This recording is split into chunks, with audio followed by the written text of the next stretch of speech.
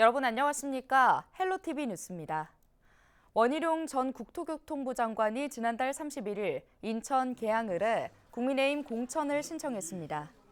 인천 계양을은 이재명 더불어민주당 대표의 지역구로 원희룡 전 장관은 앞서 국민의힘 인천시당 신년 인사회에 참석해 이재명 대표와의 맞대결 의지를 밝힌 바 있는데요. 이날 원희룡 전 장관은 SNS를 통해 민주당은 이재명 대표와 그 측근의 범죄 혐의를 감추기 위한 방탄에만 혈안이 되어 있고 야당의 역할은 포기한 지 오래라며 경제를 가로막는 정치, 국회 정상화를 가로막는 걸림돌을 치워야 한다고 밝혔습니다. 김병수 김포시장이 1일 신년 언론 시정 설명회를 열고 서울 5호선 연장, GTX-D 올림픽대로 전용차로, 서울 동행버스 등 지난해 주요 성과와 올해 사업 추진 계획을 설명했습니다. 김병수 시장은 올해 다양한 도전으로 김포시의 위상을 높이는 데 주저하지 않겠다며 2024년이 미래 기틀 마련의 원년이 될 것이라고 밝혔습니다.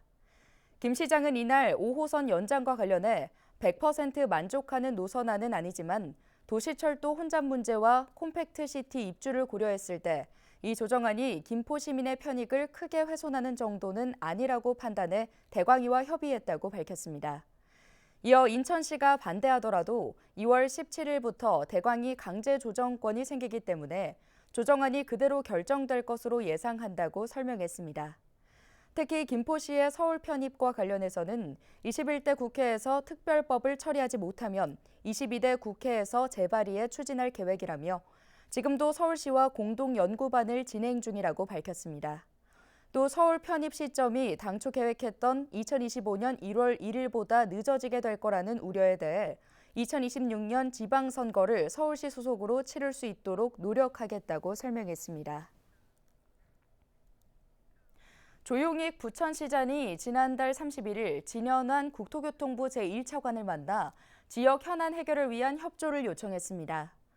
조용익 시장은 이날 국회에서 열린 진 차관과의 면담에서 도심 공공주택 복합사업 제도 개선안과 대장안 동네 용도지역 규제 완화, 부천시 자원순환센터 이전 후보지 신도시 편입 등을 제안했는데요.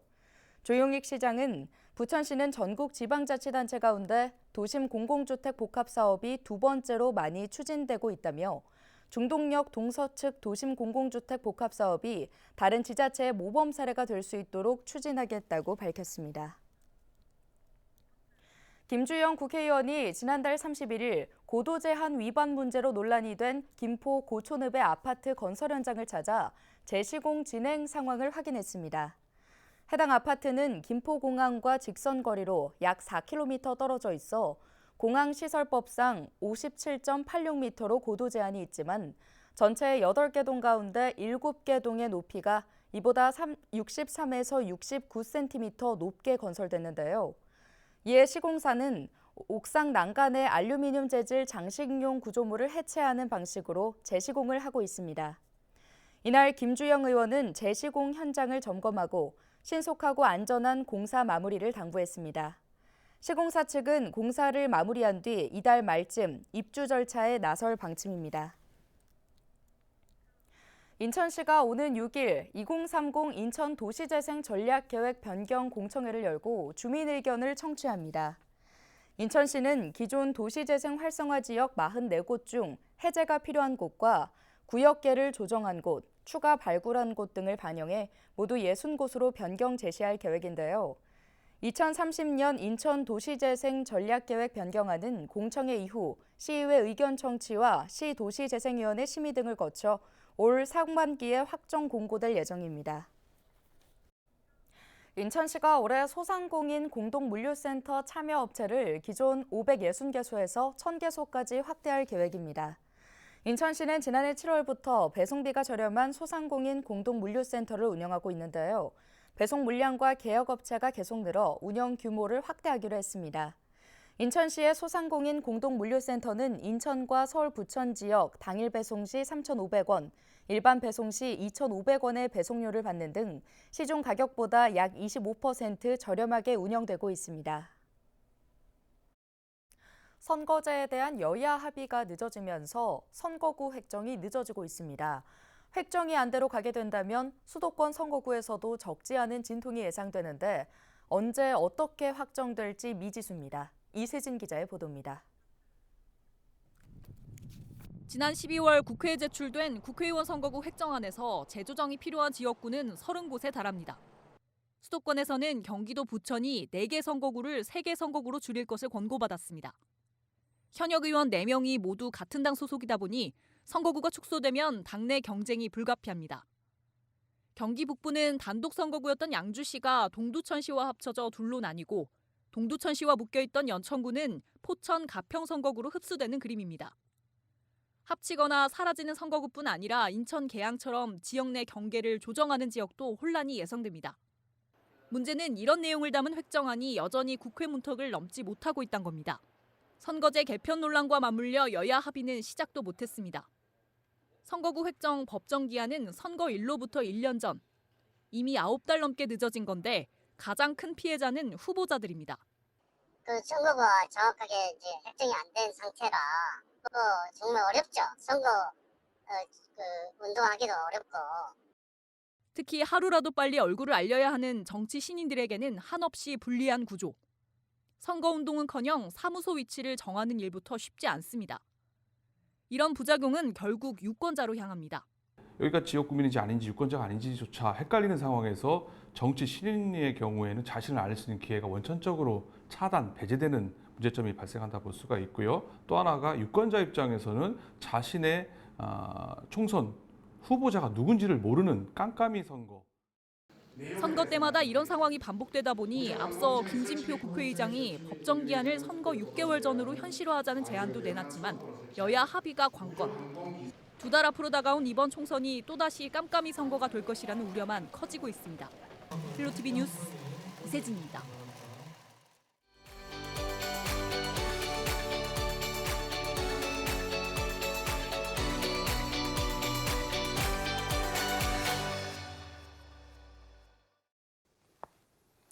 민주주의의 꽃이라 불리는 선거, 대한민국 국회의원 300명을 선출하는 제22대 총선이 다가오는 4월 10일에 치러집니다. 오늘은 우리 선거의 역사와 함께 우리 국민, 유권자들이 그동안 얼마나 투표에 참여했는지 자세히 알아보는 시간 가져보도록 하겠습니다. 대한민국 총선의 시작은 1948년으로 거슬러 올라갑니다. 해방 후 처음 치러진 재헌 국회의원 선거였습니다. 당시 의원 수는 200명, 투표율은 무려 95.5%로 총선 역사상 최고 투표율을 기록한 선거이기도 했습니다. 그리고 6.25 전쟁과 4.19 혁명을 거쳐 1960년 제5대 총선이 치러집니다. 개정된 헌법에 따라 양원제가 실시됐고 투표율은 84.3%. 여전히 많은 유권자들이 투표에 참여했지만 이듬해 5.16 군사정변으로 국회의원 임기를 채우지 못하고 다음 선거로 넘어갑니다. 헌정 사상 최초로 전국구 비례대표제가 도입된 6대 총선입니다. 의원 정수는 175명으로 대폭 줄었고 투표율은 72.1%, 이전 총선보다 12% 넘게 투표율이 급락했습니다. 1973년 유신 헌법에 의해 치러진 9대 총선에서는 무소속 출마가 허용됐고 한 선거구당 의원 2명을 선출하는 중선거구제가 시행됐습니다. 71.4% 투표율, 6대 총선 이후 투표율은 70%대를 보였습니다. 시간을 좀 더 뒤로 가보죠. 1988년 서울올림픽이 열린 해 치러진 제13대 총선. 제도적 민주주의가 정착된 이후 최초로 치러진 총선입니다.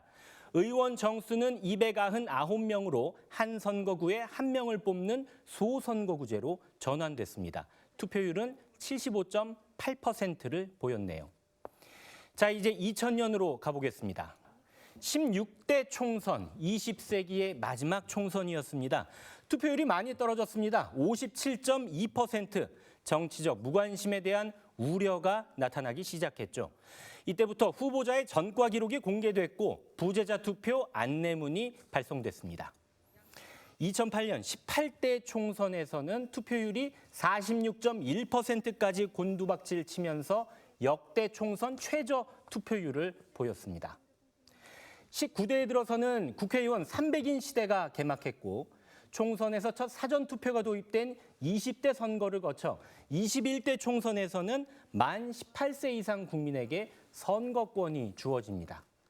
역대 최저 투표율을 기록했던 18대 총선 이후 투표율은 꾸준히 올라 지난 총선에서는 다시 60%대 투표율을 회복하기도 했습니다. 77년을 이어온 대한민국 선거사는 대의 민주주의가 자리 잡는 역사적인 과정이었습니다. 아름다운 선거를 통해 미래를 그려나가는 힘은 여전히 우리 유권자들의 선택에 달려 있습니다. 슬기로운 유권자 생활 박희붕입니다.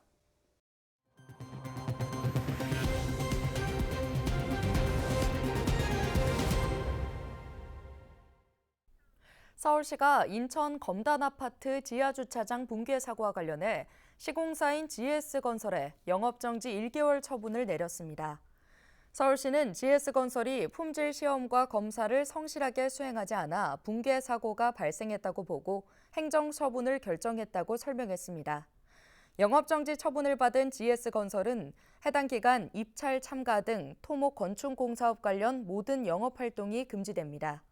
다만 행정처분을 받기 전 도급 계약을 체결해 착공한 건설공사의 경우 계속 시공할 수 있습니다. 지난해 서울에서 매매된 아파트 4채 중 한 채는 외지인이 사들인 것으로 나타났습니다. 부동산 정보제공업체 경제만렙이 한국부동산원의 아파트 매매 현황 자료를 분석한 결과 지난해 서울 아파트 매매량 3만여 건 중 타 지역 거주자의 매매 비중은 8천여 건으로 전체 24.6%를 차지했는데요. 통계 집계를 시작한 2006년 이래 최고치입니다.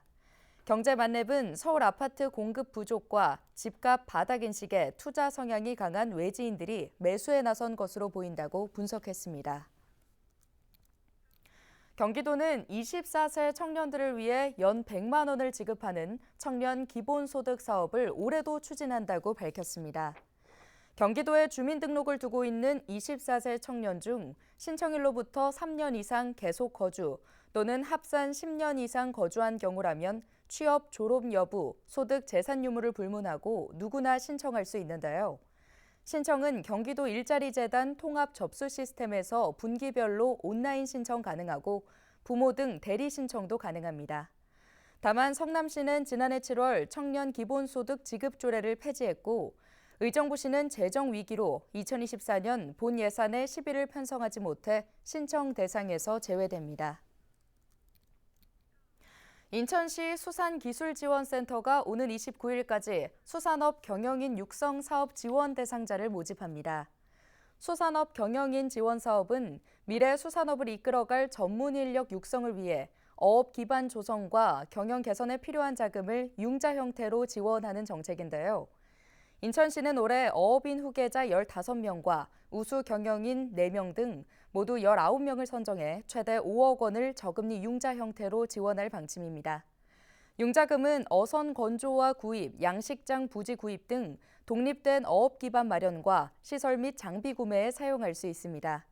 이번 지원 사업에 대한 자세한 내용은 인천시 수산기술지원센터 누리집에서 확인할 수 있습니다. 서울시가 운행하는 할인 교통카드인 기후동행카드 사업에 군포시가 참여를 확정했습니다.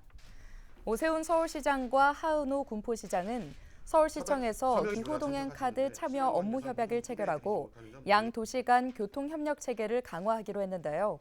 이번 협약을 통해 양 도시는 군포 지역 지하철 1호선과 4호선 7개 역에서 기후동행카드를 사용할 수 있도록 코레일과 협의를 추진할 계획입니다.